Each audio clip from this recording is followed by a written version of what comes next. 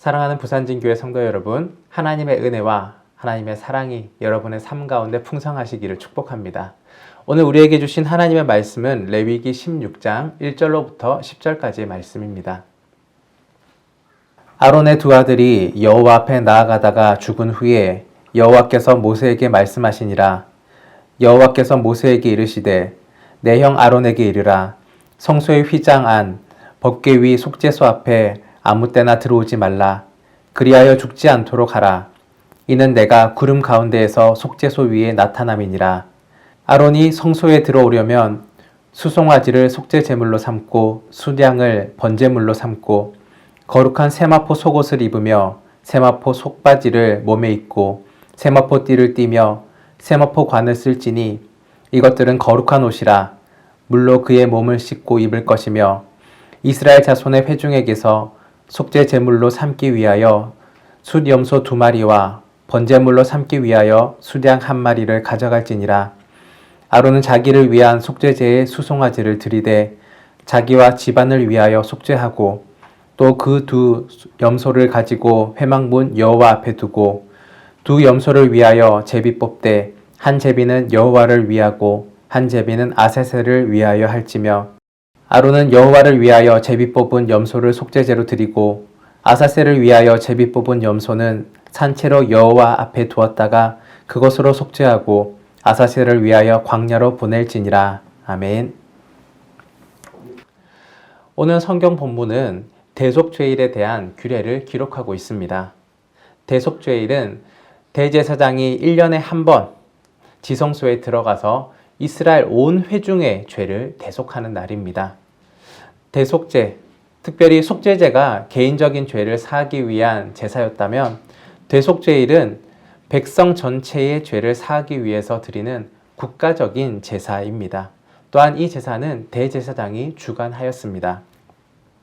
1절과 2절 말씀입니다. 아론의 두 아들이 여호와 앞에 나아가다가 죽은 후에 여호와께서 모세에게 말씀하시니라.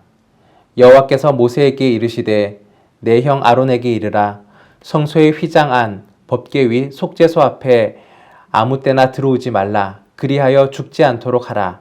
이는 내가 구름 가운데서 속죄소 위에 나타남이니라. 아멘.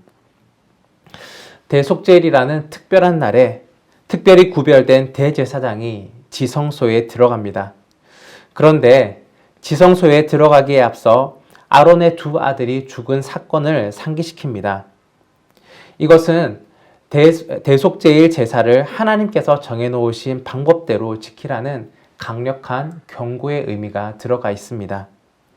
아론의 두 아들 나답과 아비오는 하나님께서 명하신 규례를 무시하고 하나님께서 명령하지 아니한 불로 분향하다가 죽임을 당하였습니다. 아론의 두 아들은 지성소 휘장 밖 성소에 있는 분향단에서 분향을 하다가 죽었습니다. 그런데 대속죄일에는 성소보다 더 고귀한 장소, 하나님의 임재가 있는 지성소에 들어가는 날입니다. 법궤가 모셔져 있는 지성소는 아무나, 아무 때나, 아무렇게나 들어갈 수 있는 곳이 아닙니다. 대제사장이 1년에 단 한 번 대속죄일에는 자신을 정결하게 하고 들어가야 하는 곳입니다. 하나님이 정하신 규례를 지키지 않으면 아론의 두 아들 나답과 아비오처럼 하나님 앞에 동일하게 죽게 될 것입니다. 대속죄일에는 아주 엄숙하고 거룩하게 진행되어야 합니다. 이를 위하여서 특별한 준비 사항이 있습니다. 첫째, 대제사장을 위한 속죄 제물입니다. 3절 말씀입니다. 아론이 성소에 들어오려면 수송아지를 속죄 제물로 삼고 수량을 번제물로 삼고. 대속죄일에 대제사장이 지성소에 들어가는데 이를 주관하는 대제사장은 자신부터 정결하게 해야 합니다. 이를 위해서 자신을 위한 속죄 제물로 속죄제를 위한 수송아지와 번제를 위한 수량을 준비해야 합니다. 대제사장이 백성들의 죄를 속죄하려고 지성소에 들어가지만 사실 대제사장 자신도 죄의 문제를 해결해야 하는 연약한 인간인 것입니다. 거룩한 의식을 진행하기에 앞서 자신의 죄를 먼저 해결해야 하는 것입니다. 이 내용은 오늘날 우리에게 적용해 본다면 목회자나 교회의 직분자, 지도자들, 그리고 모든 그리스도인들에게 동일하게 적용이 될 것입니다. 죄를 가지고서는 하나님께 나아갈 수 없습니다. 하나님의 임재 앞에 하나님을 배우기 위해서는 반드시 자신의 죄를 모두 해결한 뒤에 하나님 앞에 나아가야 합니다. 두 번째는 대속죄일 세마포 옷입니다. 4절 말씀입니다. 거룩한 세마포 속옷을 입으며 세마포 속바지를 몸에 입고 세마포 띠를 띠며 세마포 관을 쓸지니 이것들은 거룩한 옷이라 물로 그의 몸을 씻고 입을 것이며. 대제사장은 물로 몸을 씻은 후에 대속죄일에만 입는 거룩한 세마포 옷을 입어야 합니다. 그는 평소에 제사를 집례할 때 입었던 보석으로 꾸며진 화려하고 장식된 에봇을 벗고 이제는 모든 것이 없는 단순한 옷을 입습니다. 대속죄일에는 아무런 장식이 없는 하얀 세마포 옷을 입게 됩니다. 대속죄일은 대제사장을 비롯한 온 백성의 죄를 용서받는 날입니다. 죄의 수치를 스스로 드러내는 날입니다. 따라서 이날에는 대제사장은 백성의 죄를 속죄하는 중재자뿐만 아니라 자신의 죄를 용서받는 한 사람으로서 하얀 세마포 옷을 입게 되는 것입니다. 이 세마포 옷이 오늘날 우리에게 주시는 의미가 있습니다. 가장 순결하고 깨끗한 모습으로 하나님 앞에 나아가는 것입니다. 우리가 하나님 앞에 가까이 나아가려면 무엇보다 정결함이 필요합니다. 화려하고 멋진 외관, 화려하고 멋진 모습이 아니라 있는 그대로 깨끗한 정결한 모습으로 하나님 앞에 나아가야 합니다. 세 번째, 백성을 위한 속죄 제물입니다. 5절 말씀입니다. 이스라엘 자손의 회중에게서 속죄 제물로 삼기 위하여 수염소 2마리와 번제물로 삼기 위하여 수량 1마리를 가져갈지니라. 대속죄일에는 이스라엘 회중 백성 전체를 위한 순염소 2마리와 순양 1마리를 제물로 준비합니다. 수염소 2마리 중 1마리는 잡아서 하나님 앞에 속죄제의 제물로 드리고 나머지 1마리는 죽이지 아니하고 죄를 정가한 후에 광야 밖으로 내어 보냅니다. 그리고 수양 1마리를 온전히 태워서 번제로 하나님께 올려드립니다. 8절에서 11절 말씀입니다.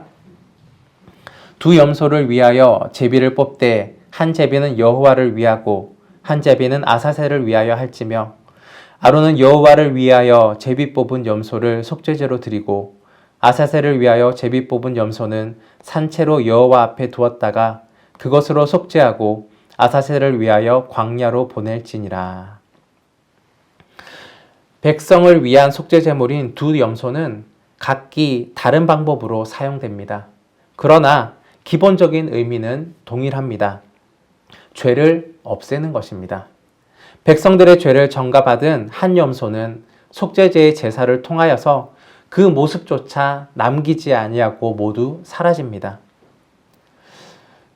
또한 백성들의 죄를 전가받은 다른 한 염소는 사람이 살지 아니하는 험한 광야로 보내져서 그 모습조차 보이지 않고 사라져 없어집니다. 이 모든 속죄의 방법은 죄가 보이지 아니하는 것, 사라져 없애지는 것의 의미가 동일합니다. 시편 103편 12절에는 이렇게 기록하고 있습니다. 동이 서에서 먼 것 같이 우리의 죄가를 우리에게서 멀리 옮기셨으며. 아멘. 하나님은 동에서 서가 먼 것 같이 우리의 죄가를 우리에게서 멀리 옮기십니다. 이 표현은 하나님이 우리의 죄를 기억하지 아니하시겠다라는 뜻입니다. 동이 서에서 멀다라는 이 표현은 사실상 속죄제, 특별히 대속죄일의 염소를 2마리를 염두에 표현일 것입니다. 여호와를 위하여 제비 뽑은 한 염소는 성전에서 속죄 제물로 하나님께 드려지고, 그리고 아사셀을 위하여 제비 뽑은 한 염소는 이스라엘의 죄를 짊어지고 성막 동쪽 문을 나가서 사람이 거주하지 아니하는 황량한 땅, 광야에서 사라져 없어집니다. 두 염소를 통한 속죄의 방법은 물리적인 거리가 멀리 떨어져 있다는 의미보다는 서로 영원히 만날 수 없는 상태, 그리고 사라져 없어진 상태를 의미하고 있는 것입니다. 각각 죄를 짊어진 두 염소는 다시는 서로 만날 일이 없습니다. 또한 백성들도 이 죄가 전가된 두 염소를 다시 볼 일이 없습니다. 하나님께서 하신 용서도 이와 마찬가지입니다. 다시는 그것을 거론하지 않으시고 완전하게 용서하신다는 의미입니다. 오늘날 우리는 대속죄일을 지키지 않습니다. 왜냐하면 매년 반복되는 대속죄일이 아니라 단번에 완전한 속죄가 우리에게 이루어졌기 때문입니다.